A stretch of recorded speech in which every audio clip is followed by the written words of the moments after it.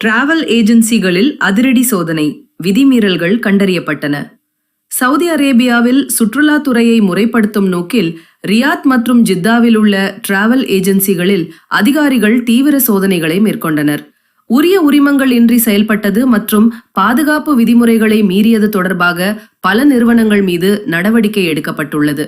இது குறித்த விரிவான தகவல்களை பார்க்கலாம். சவுதி அரேபிய சுற்றுலா அமைச்சகம் அந்நாட்டின் சுற்றுலாத்துறையின் தரத்தை உயர்த்தவும் பயணிகளின் உரிமைகளை பாதுகாக்கவும் தொடர்ந்து பல்வேறு நடவடிக்கைகளை எடுத்து வருகிறது.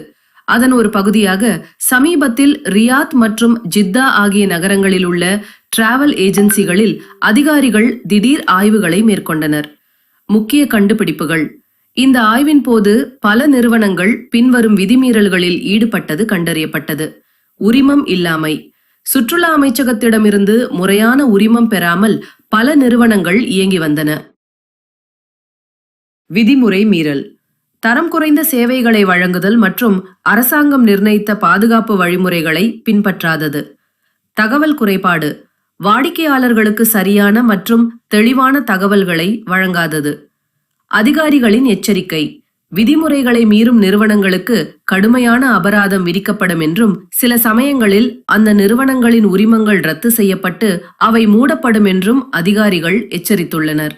பொதுமக்கள் தங்களின் பயண தேவைகளுக்காக திட்டமிடும்போது அந்த நிறுவனங்கள் அமைச்சகத்தின் அங்கீகாரம் பெற்றவையா என்பதை சரிபார்த்து தேர்ந்தெடுக்குமாறு கேட்டுக்கொள்ளப்பட்டுள்ளனர். சவுதி அரேபியா தனது விஷன் 2030 திட்டத்தின் கீழ் சுற்றுலாத்துறையை உலக தரத்திற்கு உயர்த்த இலக்கு நிர்ணயித்துள்ளது.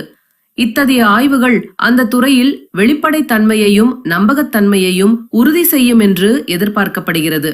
மேலும் சவுதி அரேபியாவின் செய்திகளை உடனுக்குடன் தெரிந்து கொள்ள சவுதி தமிழ் நியூஸ் சேனலை ஃபாலோ செய்யுங்கள். மறக்காம இந்த வீடியோ ஷேர் பண்ணுங்க.